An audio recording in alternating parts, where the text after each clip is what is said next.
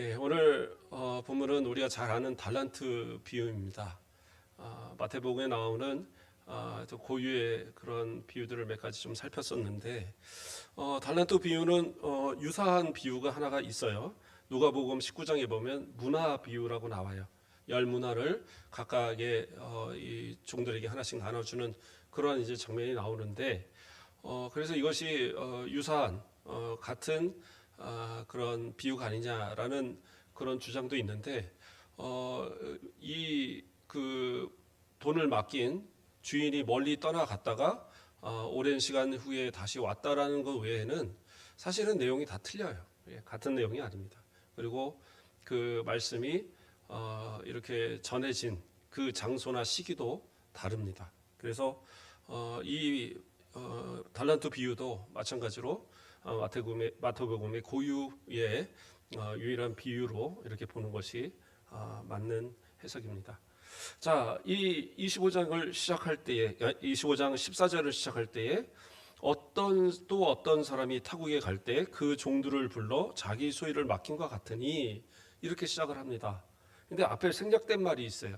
뭐예요? 천국은 이란 말이 없어요. 25장 1절에서는 그때 천국은 이렇게 시작을 했는데 여기서는 또라는 말로 시작합니다. 그래서 이 말씀은 앞의 내용과 마찬가지의 배경을 갖고 있는 거예요. 그러니까 25장에 나오는 이 열처녀 비유나 달란트 비유나 또 이 뒤에 나오는 양과 염소의 비유가 다 마찬가지로 예수님의 재림의 때를 이 그 배경으로 해서 천국에 대한 복음을 이렇게 말씀해 주시는 비유로 말씀하시는 그런 내용인 겁니다. 그렇기 때문에 천국은이라는 말을 하지 않고 또라는 말로 그냥 생략하고 넘어간 거예요. 그래서 이것은 마찬가지로 천국에 대한 복음의 비유입니다. 그런데 이 25장 1절부터 13절까지 나왔던 이 열처녀의 비유도 마찬가지지만 그 앞서 24장에 예수님께서 이 제자들의 그 마지막 때에 어떠한 일이 있을 것인가에 대한 이 질문에 따라서 그 주님의 재림 직전에 나타날 여러 가지 일들을 이렇게 쭉 설명을 하셨고 그거에 따라서 25장에 넘어가면서 재림의 때 일어날 이러한 여러 일들에 대해서 또 비유로 이야기하시는 거예요.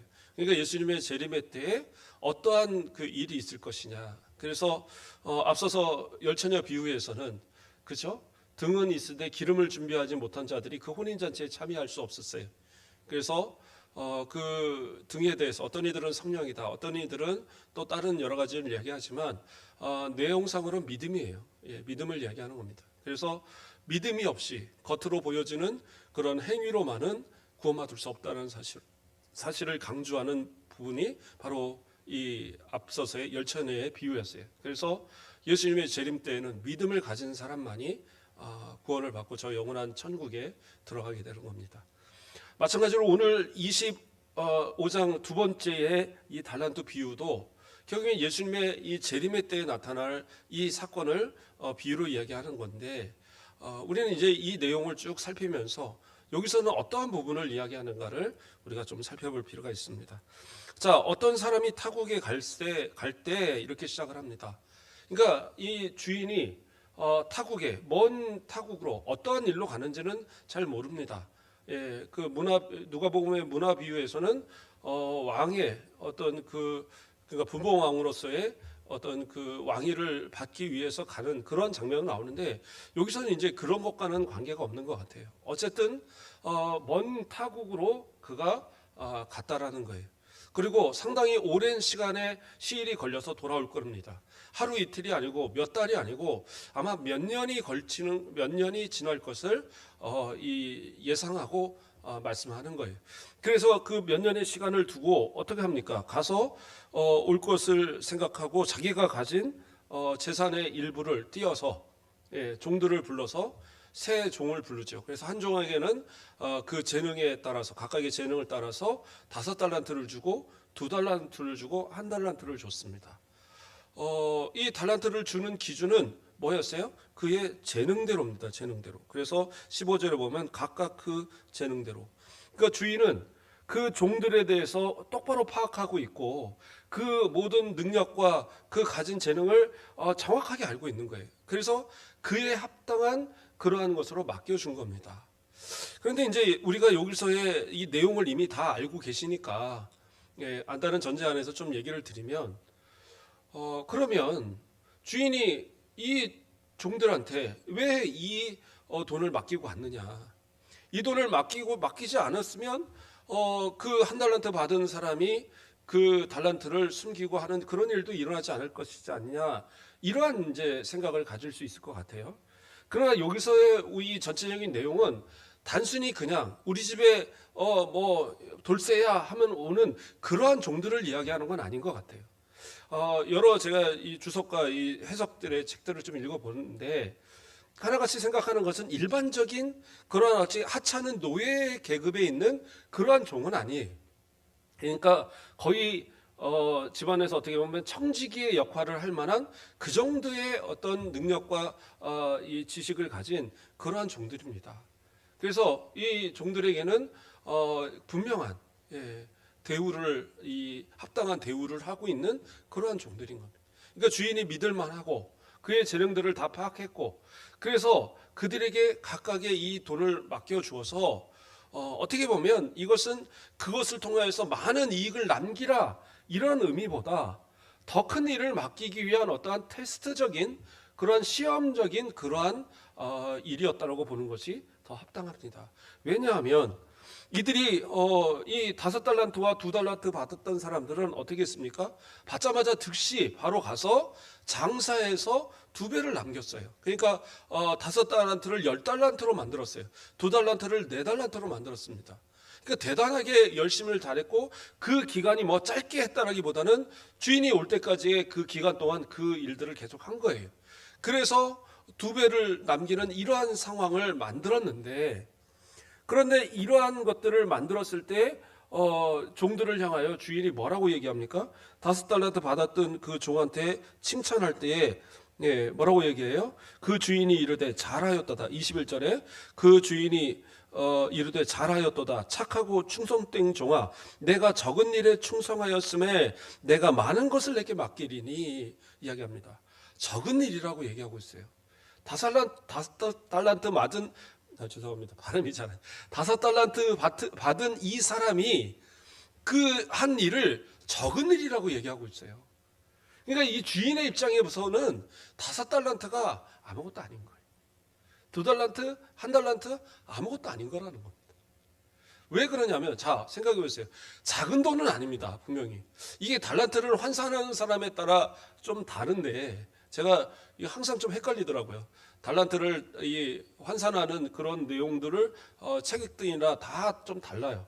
그런데 많게는 한 달란트를 오늘날 우리 돈으로 하면 한 6억, 적게는 한 6억, 많게는 한 10매덕까지도 이렇게 계산을 합니다. 근데 이제 보통은 한 6억 정도로 보는 것 같아요. 자, 6억이라고 봤을 때에 5달란트 받은 사람은 몇 억입니까? 6, 5, 30, 30억이에요. 그리고 2달란트 받은 사람도 6, 20이 12억입니다. 그리고 1달란트 받은 사람도 6억이에요. 작은 돈들이 아닙니다. 그러니까 웬만한 사람들은 그 전 재산이 다 바쳐도 안 되는 돈들이, 그렇죠. 우리 성도들 가운데 한 30억 갖고 계시는 분 있으십니까? 혹시 있으실까요? 우리 강성수 권사님 한 30억 되십니까? 그렇죠. 이게 작은 돈이 아니에요. 그렇잖아요. 그런데 만약에 한 1조쯤 가진 이 재산가한테 30억은 어떻게 하겠어요? 그리 큰 돈이 아닙니다. 그런 사람들은요, 주식을 한번 샀다가 그 주식이 가격이 내려가도 한 30억 주고는 쑥 내려갑니다. 그래도 별로 생각하지 않아요.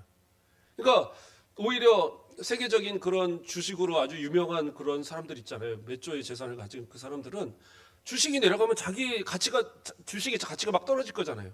그러면 그때 오히려 주식을 산다는 거예요. 떨어진 걸, 이렇게 떨어졌어? 아유, 그럼 좀 더 사야지. 왜요? 오르게 됐을 때 그것이 훨씬 많은 돈으로, 심지어는 여러 배까지 이렇게 뛰게 되기 때문에, 그래서 이 어떻게 보면 주인의 입장에서 볼 때는 작은 돈들이었던 거예요. 그런데 주인이 나누어줬던 이유는 뭐냐? 앞으로 더 많은 것을 맡기기 위한 테스트였던 거죠. 그러니까 한 사람한테는 5달란트를, 한 사람한테 2달란트를, 한 사람한테 1달란트를 줬던 거예요. 자, 그래서 2달란트를 받았던 사람과 5달란트 받았던 사람들은 동일하게 칭찬을 받는데, 이 칭찬을 먼저 좀 살펴보면, 자, 잘하였도다. 착하고 충성된 인종아. 그 다음에 뭐예요? 내가 적은 일에 충성하였기에 내가 많은 것을 맡기리니, 그 다음이 뭐예요? 내 주인의 즐거움에 참여할지어다. 이 말씀이 무슨 의미냐? 학자들은 이것이 바로 주인이 이 종과의 관계를 새롭게 설정한 거로 보는 거예요. 단순히 이제는 종이 아니에요. 어떻게 보면 주인과의 동업자로서 대우를 하는 겁니다. 종이 감히 주인의 상에 겸상하지 못해요. 주인의 즐거운 잔치에서 겸상하지 못합니다. 종들은 뭐 해야 돼요? 열심히 일하고도 자기들은 주인과 그 노는 사람들이 다 먹고 즐길 때까지 한쪽에서 그냥 기다리는 거예요. 그게 종들의 모습입니다. 그런데 주인의 즐거움에 참여하라는 건 뭐예요? 주인의 그 잔치 자리에 손님의 자격으로서, 또 일원의 자격으로서 그 자리에 앉아서 함께 즐기라는 거예요. 이것이 가능한 건 뭐예요? 이제는 주인이 더 이상 그냥 허드렛 일을 하는 종으로서 대우하는 것이 아니라 나의 일을 분담하여 더 많은 일을 감당할 수 있는 일꾼으로서 인정한다라는 거예요. 이게 얼마나 큰 영광입니까? 그렇죠? 그래서 주인은 그들을 테스트하기 위해서 어떻게 보면 멀리 떠나는 가운데 그들에게 한번 맡겨본 거예요. 그러니까 주인은 훨씬 더 많은 그것을 가진 그러한 부자이겠죠. 또 이 배경에는 어떻게 보면 이 내용은 지금 제자들만이 사실은 듣고 있는 내용이거든요. 그래서 어떤 이들은 이것을 그 당시에 이 유대인들, 하나님의 말씀, 이 율법을 가졌으나 그 율법들을 제대로 의미를 깨닫지 못하고 메시아를 거부했던 그러한 사람들을 이 1달란트 받았던 사람으로 해석하고, 나머지 2달란트와 5달란트 받은 사람들을 예수님을 따르는 그러한 제자들, 또 그 성도들을 의미한다고 이렇게 보기도 하는데, 그러나 이 말씀을 듣는 대상이 일반적인 성도들이 아니에요. 앞서서 24장으로부터 시작되어진 연장선상에 있는 것이기 때문에 이것은 제자들에게 하신 말씀이에요. 그러면 제자들에게 말씀하셨다는 얘기는 뭐예요? 오늘날 우리 성도들에게도 동일하게 말씀하시는 거예요. 그러니까 이것은 세상의 불신자들이 이 1달란트 받은 사람이다라고 말하는 게 아니에요. 저와 여러분과 같은 모든 성도들 가운데 어떤 이는 5달란트, 2달란트, 어떤 이는 1달란트 받은 자가 있다라는 것을 전제로 말씀하신 거라고 우리는 봐야 됩니다. 또한 이 비유에 대해서 그 당시의 제자들은 충분히 이해했어요. 우리는 이해가 안 가죠. 아무리 뭐 주인의 입장에서 작은 돈이라고 해도 30억을, 12억을, 6억을 어떻게 이 종들이 가지고 도망갈지 모르는데 그 돈들을 맡긴다. 이게 웬만한 그러한 이 신뢰로서는 어려운 일이잖아요.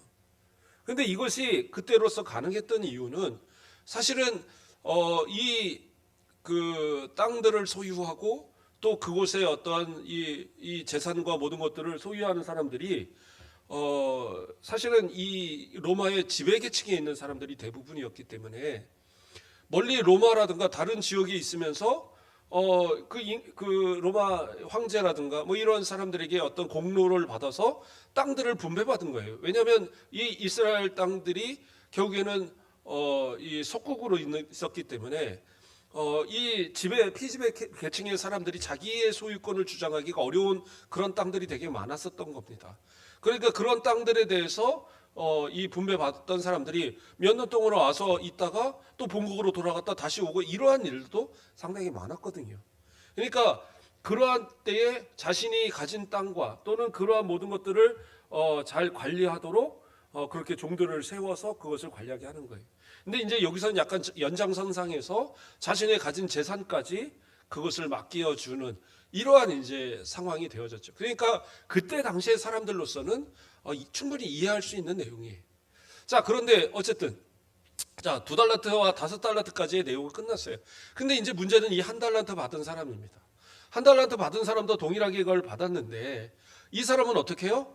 그 앞에 2 사람은 즉시 가서 이것을 장사하여서 배로 남겼어요. 그런데 이 사람은 그것을 가지고 바로 어떻게 해요? 땅에다 갖다 묻어버립니다. 그래서 묻어버리고는 뭐예요? 그 18절 말씀을 보면 1달란트 받은 자는 가서 땅을 파고 그 주인의 돈을 감추어 두었더니. 자, 그리고 나서 나중에 이 주인이 결산할 때 그는 뭐라고 얘기합니까? 24절 가보면 한 달란트 받았던 자는 와서 이르되 주인이여 당신은 굳은 사람이라. 굳은 사람이라는 건 뭐냐면 정이 없고 아주 뭐라고 그럴까요? 아주 자린고비 같이 그렇게 아주 그런 강팍한 마음을 가진 그러한 사람이다라는 의미로 말하고 있는 거예요. 그러한 어떤 완고한 사람. 그래서 뭐라고 해요? 찔러도 피 한 방울 안 날 것 같은 이런 사람이다라는 지금 의미로서 말하고 있는 거예요. 그러니까 말의 첫 마디 자체가 주인을 아주 나쁜 사람으로 지금 만들고 있어요. 아주 엄하고 무서운 사람으로. 그래서 그러한 모습으로 이야기하면서 그러면서 또 뭐라고 얘기합니까? 심지 않은 데서 거두고 해치지 않은 데서 모으는 줄을 내가 알았나이다. 그러니까 주인이 그 정도로 아주 자린고비다라는 거죠. 이 돈을 모을 때 얼마나 악독하게 모았는지 이런 마음을 가지고 지금 말하는 거예요. 주인은 그런 사람이 아니거든요. 그런 사람이라면 어떻게 5달란트, 2달란트를 한 달란트를 맡기겠어요. 지 종들의 재능을 믿고 그들의 어떤 그들을 신뢰하고 믿고 모든 것을 맡길 만큼의 그 정도의 아주 큰 배포와 아량이 있는 그러한 주인인데 이 주인을 아주 옹졸한 주인, 완고한 주인, 아주 사악한 사람으로 만들어버리는 거예요. 그리고 하는 말이 뭐예요? 25절에 두려워하여 나가서 당신의 달란트를 땅에 감추어 두었나이다. 보소서 당신의 것을 가지셨나이다 하면서 그 감추었던 이것을 갖다가 주인한테 그대로 주고 있는 거예요. 자, 그러면 주인은 어떻게 반응하십니까? 26절에 그 주인이 대답하여 이르되 악하고 게으른 종아 나는 심지 않은 데서 거두고 해치지 않은 데서 모는 줄을 내가 알았느냐? 이건 뭐예요? 자신이 그렇다는 게 아니라 종 네가 그렇게 알고 있었느냐? 라는 거예요. 진짜 그렇게 알았다면 어떻게 해야 돼요? 그러면 내가 마땅히 내 돈을 취리하는 자들에게 맡겼다가 내가 돌아와서 내 원금과 이자를 받게 하였을 것이니라 하고, 진짜 그렇게 나를 무서운 사람이고 그렇게 아주 이 자린고비 같은 구두쇠 같은 사람이라고 여겼다면 그러면 네가 이 받은 돈을 가서 돈을 빌려주는 사채업자나 뭐 오늘날 하면 은행이나 이런 데다 맡겼다가 그 이자라도 갖다가 주는 것이 정상이 아니냐라는 거예요. 그러니까 주인은 어떻게 해요? 이 종의 마음의 사악함을 파악한 거예요. 그리고 나서 그를 책망하면서 뭐라고 얘기합니까?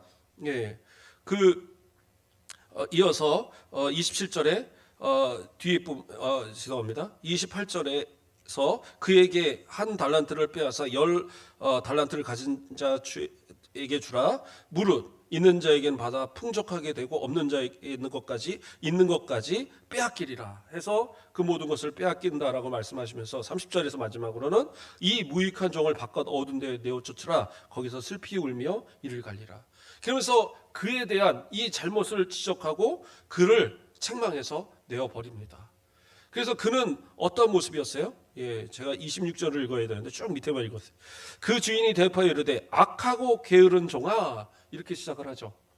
그래서 이 그러니까 이 한 달란트 받았던 이 사람한테 이 주인이 딱 그 사람을 판단한 그 판단은 뭐였느냐? 악하고 게으렀다는 거예요. 그러니까 그가 이 한 달란트를 그대로 갖고 왔던 이유는 뭐냐? 악한 마음을 가졌고 게으른 마음을 가졌기 때문에, 게으른 모습을 가졌기 때문에 그렇다라는 거예요. 자, 그럼 무엇이 악하다는 겁니까? 그래서 이것은 한 두 가지로 생각해 볼 수 있어요. 하나는 자신에 대한 재능에 대한 판단을 한 달란트밖에 받지 못할 사람으로 여겼다는 것에 대한 불만입니다. 무슨 말인지 이해하시죠? 5달란트를 재능대로 맡겼어요. 2달란트를 재능대로 맡겼어요. 그런데 이 사람한테는 한 달란트가 그의 재능이었습니다. 근데 그의 앞에 서서 만약에 정말 자신이 주인을 두렵고 이 달란트를 감당하지 못한다고 한다면 그는 어떻게 해요? 내가 하지 못한다라고 했어야 돼요. 그렇잖아요. 주인님, 저는 이 돈을 맡을 만한 그러한 능력이 없습니다. 이 6억이라는 돈 저는 못 맡으니까 이 한 달란트 다른 사람한테 맡기시고 저는 그냥 이전에 하던 일대로 허드렛 일 하면서 저는 그냥 그렇게 살겠습니다. 이렇게 했어야 돼요.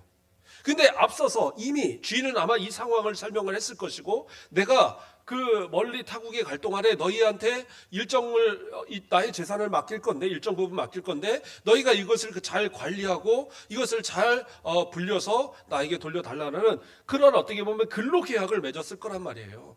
예, 구두이지만 오늘날 같으면 근로 계약서를 맺는 거죠. 이것을 맡아서 어떻게 이것을 열심히 일을 하라고 그렇게 해서 나중에 돌아오면 그에 합당한 상을 주겠다. 이런 약속을 지금 한 겁니다. 그래서 그 약속을 할 때까지는 기분 좋았어요. 아, 그래. 이렇게 해서 내가 나중에 열심히 해서 많은 것을 남기면 주인이 많은 상을 주겠지. 그런데 첫 번째 사람한테는 5달러를 줬고 5달란트를 줬고 두 번째 사람한테는 2달란트를 줬는데 자신에게는 1달란트만 줬다라는 거예요.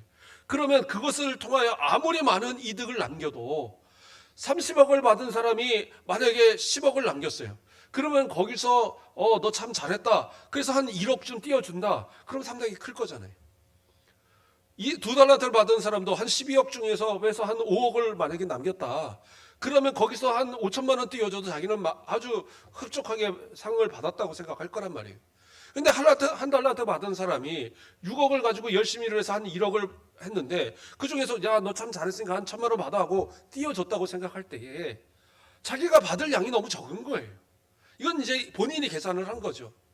그러므로 자신이 그 모든 상황을 판단하고 이럴 바에는 내가 굳이 큰 노력을 할 필요가 뭐가 있느냐. 이렇게 큰 것을 기대할 만한 것이 없다면 내가 위험을 감수하고 이것을 가서 일하다가 혹시라도 이 6억을 날리면 주인한테 내가 얼마나 큰 욕을 먹을 텐데 이런 큰 이득도 없는 일을 내가 왜 하나. 그리고 그걸 갖다 숨겼다가 주인에게 갖다 줬다라는 거죠. 그러니까 주인은 그를 악하다고 말하고 게을렀다고 책망을 한 거예요. 또 하나로 생각하면 그가 생각할 때에 어떻게 보면 말 그대로 게을렀기 때문인 거죠. 이것은 주인의 것이지 자기의 것이 아니라고 생각한 거죠. 이것을 한다고 해서 주인이 더 이득이 되는 거지 내가 이것을 열심히 한다고 해서 무슨 이득이 되나. 그냥 하는 척만 하면 되지 손해만 안 보면 되지. 그리고 그것을 그냥 갖다 주었다라고도 볼 수 있겠죠. 어떤 이유에든지 한 달란트 받은 사람은 주인이 맡길 때에 그 의도를 충분히 다 들었음에도 불구하고 그 의도와는 전혀 다른 행동을 취하였던 거예요. 이것이 바로 악한 그의 모습이었던 겁니다. 자, 이것을 오늘날 우리에게로 한번 적용을 해보길 바랍니다. 이것이 세상 불신자들과 우리 성도들의 관계 속의 이야기를 하는 게 아니에요. 다 마찬가지로 이 당시에 제자들 가운데 다 믿는 제자들한테 얘기를 한 것이고 그 당시에 또 예수님을 통해서 이루어질 모든 신약교회에 이 말씀이 다 전해졌고 오늘날 저와 여러분에게도 주어지는 동일한 말씀이에요. 주님께서 다시 오실 그날에 우리 예수님께서 다시 오실 그날에 우리에게 맡기신 모든 달란트를 다 회개할 때가 있다라는 거죠. 달란트 하니까 요즘에는 이제 그 의미가 바뀌어서 무슨 특별한 재능만을 달란트인 것으로 얘기합니다. 그렇지 않아요. 이건 주님이 맡기신 어떠한 것이든지 다 이야기할 수 있어요. 만약에 우리 교회 안에서 이야기한다면 어떤 것을 이야기할까요? 먼저는 직분도 이야기할 수 있습니다. 어떤 사람은 목사로, 어떤 사람은 장로로, 권사로, 안수집사로, 그렇죠? 또는 서리집사로 각각의 직분을 따라 세워주셨어요. 제가 여러 번 이야기하지만 교회 내에서는 계급이 존재하는 건 아닙니다. 그래서 장로가 더 높고 목사가 더 높고 그런 거 없어요. 모두가 다 그리스도 안에 한 형제입니다. 그런데 은혜의 질서는 있어요. 이 질서는 뭐예요? 겸손으로 서로가 섬겨주는 겁니다.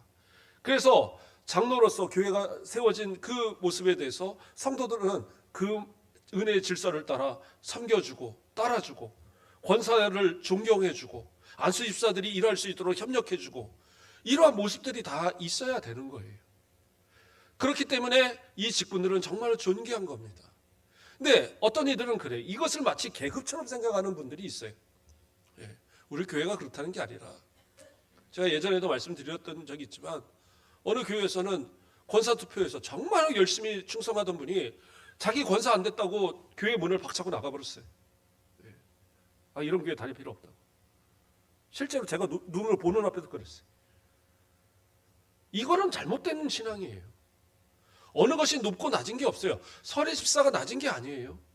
어떻게 보면 하나님께서 내게 그 직분을 따라서 그것이 합당하기 때문에 주시는 거예요.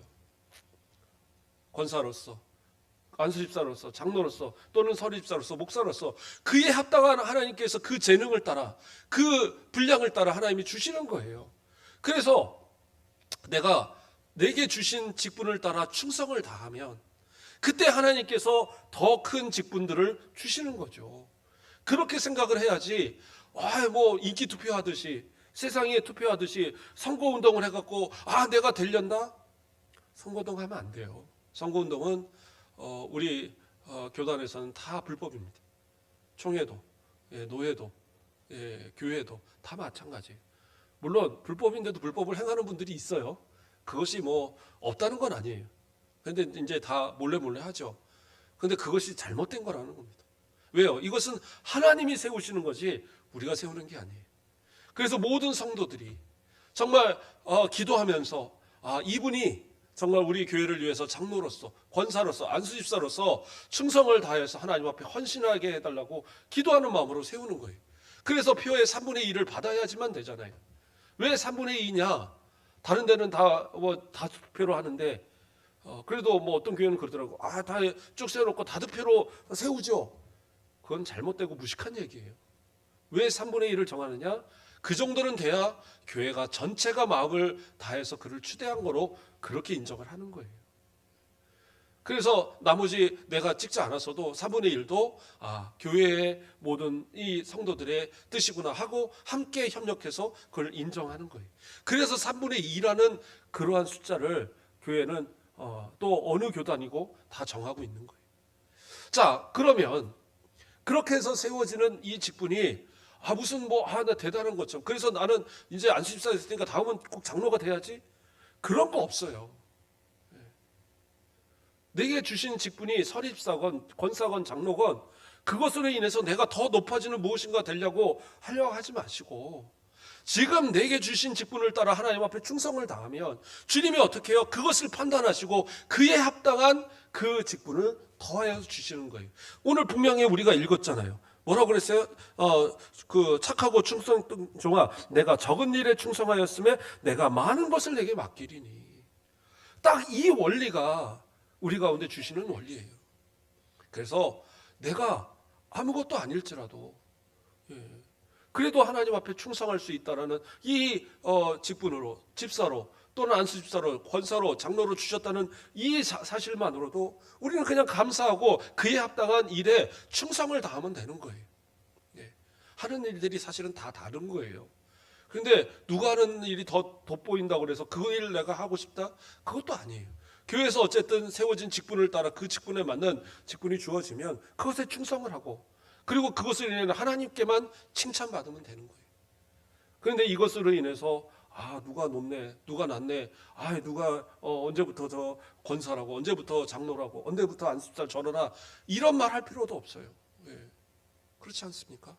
하나님 앞에 정말 주신 대로 충성을 다하는 그런 모습입니다. 저는요, 우리 안수집사님들, 우리 권사님들, 우리 장로님들 상당히 존경합니다. 왜? 저는 내가 목사님이지만 평신도로 내가 이 신앙생활을 했다면 내가 과연 지금 나이에 안수집사님이 됐을까? 장로님이 될 수 있을까? 남자니까 권사는 못 되겠고, 그렇죠? 나는 자신 없을 것 같아요. 왜요? 저는 목사니까 새벽 예배해요. 솔직한 얘기입니다. 제가 목사님이 되기 전에, 물론 전사님이 되고 이러기 전에는요, 평신도 때는 그냥 학생 때고 이때 좀 워낙 일찍 이제 시작을 했으니까 저는 특별 새벽 기도는 안 빠졌어요. 집이 멀어도 아버지가 항상 끌고 갔으니까 항상 특별 새벽 기도 했고, 또 특별한 어떤 날 나와서 대피 기도하라면 또 가서 했어요. 학생인데도 제가 회장을 하고 중등부회장, 고등부회장을 해서 회장들은 나와서 돌아가면서 한번 시킨다고 그래갖고 전도회들 쭉 돌아간 뒤에 저를 마지막으로 가서 시켜놔서 저는 새벽 예배 가서 대피 기도도 했습니다. 그 정도 했지 제가 특별하게 하지 않았습니다. 물론 담임 목사님한테 끌려갔고 고등학교 졸업하자마자 심야예배, 수요예배는 끌려다녔어요. 그건 제 의견이 아니라 찬양인도 하라고 목사님이 억지로 시켜놓으셔갖고 그냥 공포를 해버리셔갖고 제가 어쩔 수 없이 다녔지만 새벽 예배는 제가 그렇게 하지 않았을 것 같아요. 그런데 어떻게 제가 권사님이 되고 우리 장로님들이 됐겠어요? 목사가 되니까 그래도 이렇게 서 있습니다. 내게 주신 직분을 따라서 하나님 앞에 충성하면 주님이 그 때에 따라서 주시는 그 은혜로 세워주시는 거예요. 인위적으로 할 수 있는 게 아니란 말이에요. 인위적으로 한다고 해도 돼요? 아니요. 오히려 하지 않았던 것이 나을 그런 사람도 많이 있어요. 예수님께서도 이 가룟 유다에게 얘기했잖아요. 차라리 태어나지 않았으면 나았을 거다. 제자가 되지 않았다라면, 태어나지 않았다면 그러한 비참한 말로도 하지 않았을 텐데, 그러한 경우도 상당히 많다라는 거죠. 그러므로 직분을 맡았을 때 그 직분의 경종을 따지지 말고 내게 주신 직분을 따라 최선을 다해 충성을 다하면 2달란트 받은 사람이라 5달란트 받은 사람이라 주님께서는 동일하게 축복하시고 동일하게 칭찬하시고 동일하게 대접하여 주셨어요. 그러므로 그냥 주님께 맡기고 최선을 다하면 됩니다. 또 다른 경우는 뭐가 있을까요? 교회에서 행하는 여러 헌신의 직분들도 생각할 수 있을 것 같아요. 교사도 있고, 그렇죠? 우리 또 뭐가 있습니까? 찬양대도 있고, 반주하시는 분들도 있고, 예. 또 차량 운전하시는 분도 있고, 안내하시는 분들도 있고, 청소하시는 것도 있고, 교회에서는 해야 될 일들이 너무 많습니다. 예. 그러니까 뭐 사실은 뭐 교회 헌금 가지고 돈 주고 세워갖고 식당도 돈 주고 시키고 청소도 돈 주고 시키고 다 그러면 돼요. 큰 교회들은 그렇게도 합니다. 예. 심지어 식당 밥도 돈 주고 사 먹습니다. 그렇게 하도록 외부에 이 식당 업체에 갖다 데려다 놓고 그렇게도 해요. 근데 그게 과연 옳은 것이냐? 저는 분명히 생각해 봐야 될 것 같아요. 교회가 헌신이 사라지면 안 돼요. 내게 맡기신 헌신을 따라서 충성하는 거예요. 화장실 청소가 됐든 또는 이 주방 일이 됐던 또는 여러 이 헌신하는 차량이든 안내든 우리 성가되든 여러 가지 맡겨진 일에 대해서 그냥 그것을 충성을 다하면 되는 거예요. 근데 대부분은 처음에 일할 때 누군가가 끌고다 세워놓으니까 뭔지도 모르고 시작을 하고 또 하다 보면 또 한동안은 재미도 있습니다. 그래서 하다가 보니까 어느 순간 보니까 재미 없어질 때가 있거든요. 예. 그러니까 누구는 그러더라고요. 이제 부부간에 권태기 있듯이 신앙에도 신태기가 있다고 그런 얘기도 하는데 그러한 어떤 이 상황들이 오기 시작하면 이 직분에 대해서 회의가 느껴지는 거죠. 내가 이 차량 운전한다고 누가 알아주기나 해? 내가 사냥대 한다고 누가 알아주기나 해? 교사한다고 누가 알아주기나 해? 와서 청소하는 거, 그거 누가 태도 안 나는 거, 그냥 다른 사람 누군가 하겠지. 그러면서 하나하나 내려놓기 시작하면 그 다음부터는 아무도 하지 않는 거죠. 그런데 주님은 분명하게 찾으실 때가 있는 거예요. 계산하실 때가 있는 거예요. 내 재능을 따라 맡기신 직분들은 감당해야 되는 거예요. 저는 더 많은 일을 하는데요. 이거 너무 일이 많은데요. 다른 사람은 하나 하는데 왜 나는 10개를 합니까? 그것은 그의 재능이 있기 때문이에요. 하나님이 그래서 주시는 거예요. 저도 어느 날 그러니까 사역자가 되기 전에 일을 그냥 시키는 대로 저는 그냥 시키면 합니다. 예 하니까 그러다 보니까 나중에 보니까 한 9가지 일을 하고 있더라고요. 교회 내에서. 청년 때 이미. 그래서 제가 그때 생각하는 게 뭐냐면 제가 좀 몸이 한 10개쯤 있었으면 좋겠다는 생각을 했어요. 왜? 더 많이 일을 하고 싶은데 몸이 안 따라서 시간도 안 따르고 이 건강도 안 따르고 모든 게 안 따르니까 할 수 없더라고요. 그래서 그러면 어떤 걸 더 해야지 내가 주의를 많이 할 수 있을까? 그래서 목사님이 된 사람입니다. 하나님 앞에서 좀 우리 정직하게 그러한 이 맡기신 분이 우리 하나님이라는 사실을 우리가 인정하고 사람을 바라보지 마시고 정말 어떠한 상황에 불만하지 마시고 내 불만하는 것이 사람이 아닌 그 일을 맡기신 하나님께 대한 불만과 불평이 될 수 있다는 사실을 우리가 바로 생각하고 마지막 주님이 오셔서 그 모든 것을 결산하실 때 내가 맡겨준 이 헌신, 이것에 대해서 너 무엇 했느냐라고 말할 때에 뭐라고 대답하시겠어요? 최소한 부끄럽지 않아야 되죠. 우리 권사님들 항상 하는 얘기가 이제 나이가 들어서 할 수 있는 것도 없고 아니요. 새벽마다 나와서 기도하시는 것, 또 이렇게 수요일날 나와서 예배 드리는 것, 예배 때문에 예배 때마다 그 자리를 지키는 것, 이것이 얼마나 큰 헌신입니까? 저는 우리 성도들이 배워야 된다고 생각을 해요. 젊어서는 몸으로 헌신하지만 나이가 들어갈수록 신앙의 본을 보이는 것도 헌신이. 그래서 내가 헌신하는 이 헌신의 것을 자연스럽게 다른 사람들이 그래, 저 권사님, 저 복받는 권사님, 저 복된 그 모습을 나도 내가 이어야지. 그래서 권사님 이제는 제가 청소하겠습니다. 권사님 이제는 제가 주방봉사 더 열심히 하겠습니다. 이제는 제가 주 앞에 충성한 모습을 갖겠습니다. 이렇게 되어져야지. 그렇죠? 지금은 성경은 그 얘기를 하고 계신 거예요. 주님은 그 얘기를 하고 계신 거예요.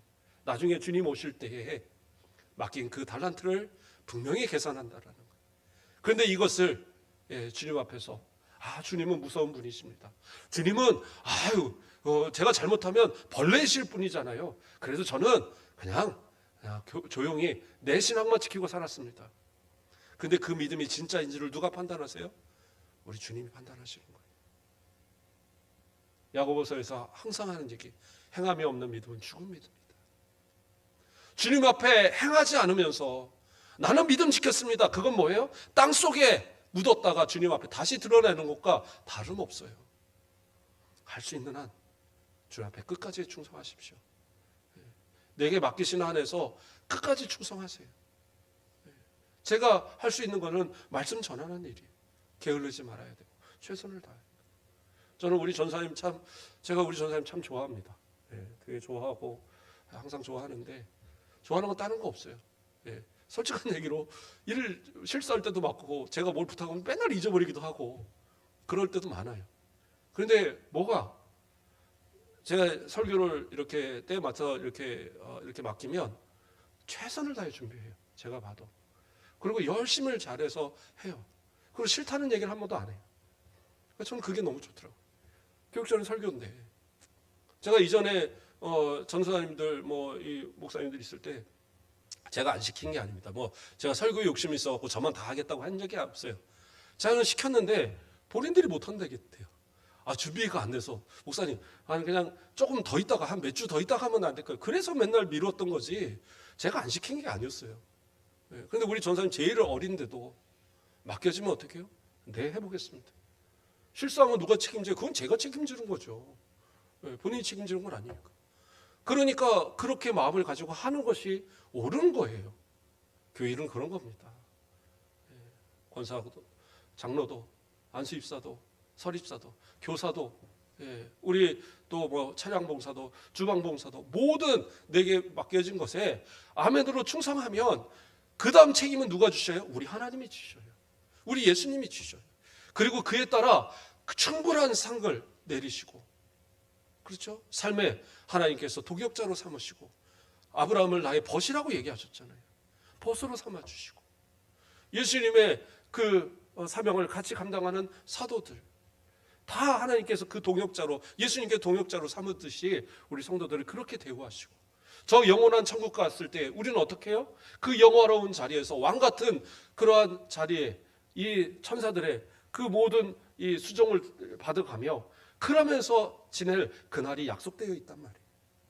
우리 주님 앞에 맡은 달란트들 결코 땅에 묻었다가 하나님 앞에 책망받는 모습이 아니라 할 수만 있으면 주님 앞에 더 많은 것으로 충성하기 위해서 내가 올해 더 많은 것 충성했으면 그 다음엔 더 많이 충성하기 위해서 기도하고 헌신할 수 있는 그런 저와 여러분 되시길 주님의 이름으로 축원드립니다. 기도하겠습니다.